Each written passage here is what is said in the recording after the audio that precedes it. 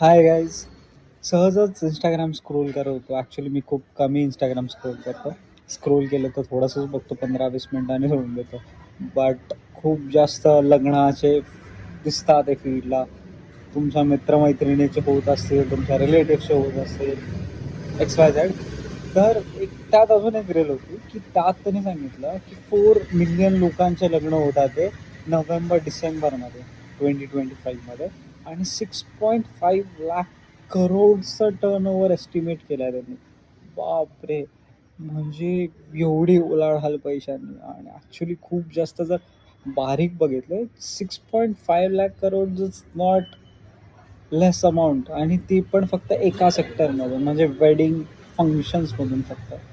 म्हणजे इंडियाचं जर मार्केट बघितलं, इट्स व्हेरी कॉम्प्लिकेटेड. म्हणजे दिसायला खूप जास्त सोपं दिसतं की अरे यार, wedding he 6.5 lakhs crore, but किती जास्त कॅटेगरीज आहे, किती जास्त डायव्हर्जन्स आहे, माइंड ब्लोईंग.